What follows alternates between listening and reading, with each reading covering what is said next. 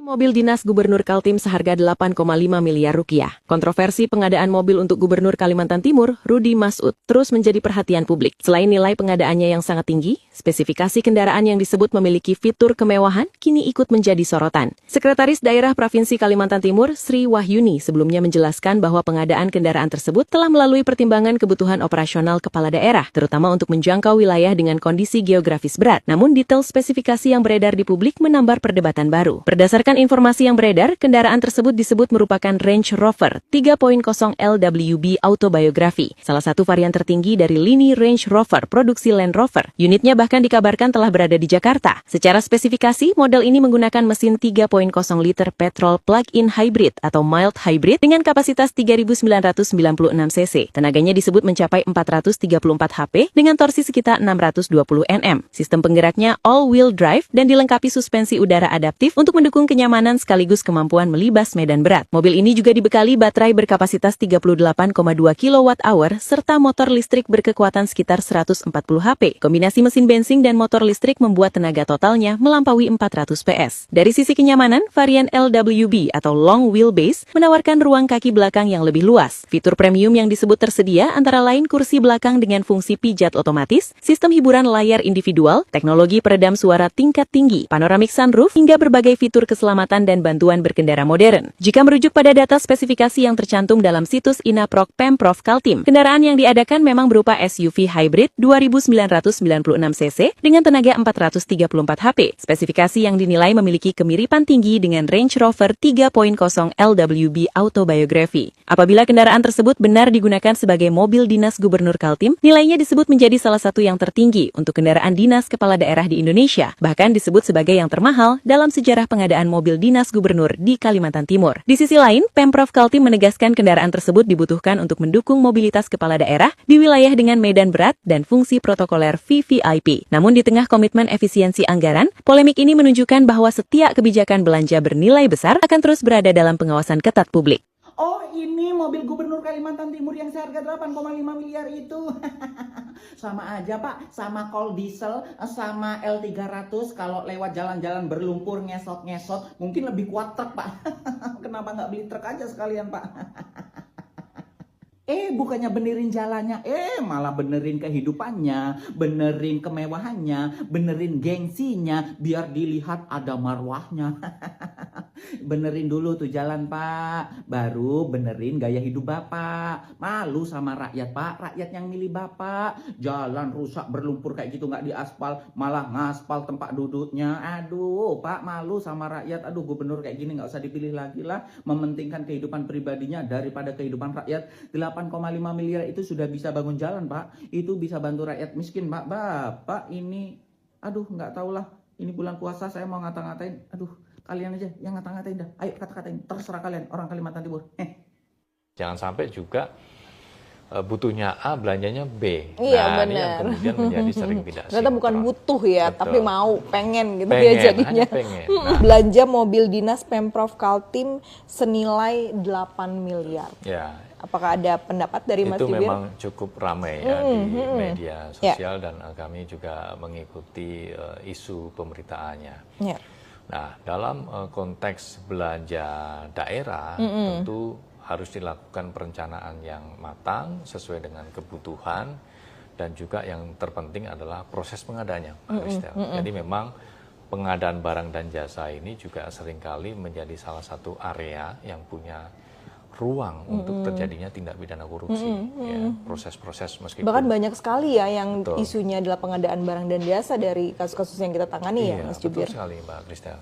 Pengkondisian, penyimpangan, markup harga, downgrade spek gitu ya. Nah, itu semuanya harus secara betul-betul kita lihat ya, semua mekanisme itu apakah sudah dijalankan sebagaimana mestinya. Termasuk juga soal kebutuhan, apakah barang dan jasa yang kita belanjakan atau pengadaan ya, baik di kementerian, lembaga maupun di pemerintah daerah harus betul-betul sesuai dengan kebutuhan. Jangan sampai juga butuhnya A, belanjanya B. Iya, nah, ini yang kemudian menjadi sering tidak ternyata bukan sinkron. butuh ya, Betul. tapi mau, pengen gitu Pengen, ya jadinya. hanya pengen. Nah, kemudian soal mobil dinas ini Mbak Kristel. KPK melalui fungsi koordinasi dan supervisi itu juga terus melakukan pemantauan. Karena memang banyak sekali mobil dinas ya pasca digunakan oleh pejabat pada periode itu, kemudian harusnya dikembalikan ketika sudah tidak menjabat. Tapi KPK melihat dari beberapa data yang diperoleh, masih banyak mobil dinas yang dikuasai oleh pejabat-pejabat sebelumnya, tidak dikembalikan ke pemerintah daerah.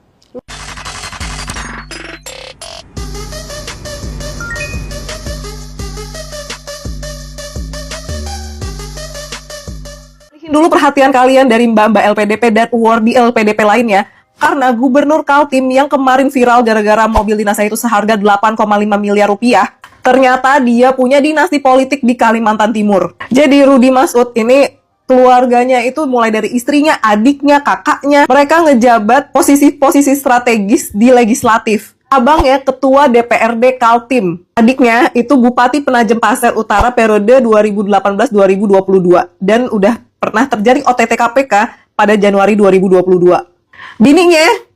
Bininya itu Komisi 5 di DPR RI dari Partai Golkar. Ada kakak satunya lagi yang perempuan, itu Syariah Masud. Itu juga dia anggota DPRD di Kaltim. Terus ada abangnya lagi, itu juga wali kota Balikpapan. Gue udah pernah bilang negara ini tuh bukan milik keluarga. Ini udah kayak bikin dinasti di Kalimantan Timur. Gak usah lo pada bilang, yang penting kan dia dipilih oleh rakyat. Diam, kata gue diam sih. Pejabat-pejabat daerah dipimpin oleh satu keluarga, itu nggak sehat. Pertama, udah pasti check and balances tuh lemah banget. Karena ya isinya kan keluarga semua. Udah pasti KKN-nya itu cenderung lebih tinggi kalau misalnya satu daerah atau ya kayak dinasti politik ini, itu udah pasti cenderung mengarah ke KKN. Dan cenderung akan terjadi konflik kepentingan. Kalau satu daerah ini dikuasai oleh satu keluarga, ini negara atau usaha keluarga, bisnis keluarga, kayak nggak ada orang lain aja. Menurut kalian gimana? Coba deh komen. Teman-teman influencer yang di Kalimantan, jangan diem tahu, bikin aja konten parodi gubernur. Itu kan jatuhnya kita mengeritik. Nggak apa-apa tahu, walaupun kemarin dari buzzer dibayar gede, terus ngeritik itu nggak apa-apa, itu hak kita tahu. Bukan berarti pas kemarin jadi buzzer, terus selama dia ngejabat kita nggak boleh komen, nggak boleh ngeritik. Boleh tahu, kan kontraknya cuma masa kampanye sampai pemilu aja. Lebih baik ada suaranya daripada diem tahu. Masih banyak orang masyarakat Kalimantan tuh yang rumahnya masih jelek, jalan menuju ke sekolah masih banyak yang rusak, banyak orang yang masih jalan kaki. Kritik aja tahu daripada diem. Kita tuh harus belajar netral, tahu. Kalau diem jatuhnya malah ke pro pemerintah. Ngomong aja tahu, bikin konten aja. Terus alasan kedua untuk menjaga marwah. Jaga dong marwahnya Kaltim. Ini marwahnya Kaltim, marwahnya masyarakat Kalimantan Timur. Mobilnya ada di Jakarta. Oh. Iya. Mobilnya di sini nggak ada. Mobil saya mobil pribadi. Jadi kepada seluruh masyarakat Kalimantan Timur, mohon doanya agar kita tetap dikuatkan, kita menjalankan amanah. Terima kasih. Ya ampun. Ini super absurd, ultimate absurd ya kan. Karena warga Kaltim kan punya banyak masalah krusial yang lain ya, jalannya jelek, masalah kesehatan, masalah masyarakatnya. Tiba-tiba untuk menjaga marwahnya itu dinilai dari mobil dinas gubernurnya. Justru bukannya ketika lu bermewah-mewahan sedangkan masyarakat lu butuh bantuan dan masyarakat lu dalam fase struggle, itu yang menjatuhkan marwah ya gitu loh. Dan itu yang gue masih bingung sampai sekarang, kenapa alasan ini bisa keluar. Dan menurut pimpinannya ya karena banyak tamu negara, jadi harus pakai mobil dinas harga 4,5 miliar. Gila sih. Gubernur Kalimantan Timur beli mobil dinas 8,5 miliar untuk melewati medan jalan yang sulit. Tapi netizen banyak yang komen, daripada beli mobil dinas 8,5 miliar, mending untuk perbaiki jalan. Jadi Rudy Masud, Gubernur Kalimantan Timur ini lagi rame banget disorot karena dinilai tidak selaras dengan efisiensi anggaran. Dan juga pernyataannya ketika ditanya soal mobil ini, ia mengatakan, masa iya kepala daerahnya pakai mobilnya ala kadarnya? Jangan dong.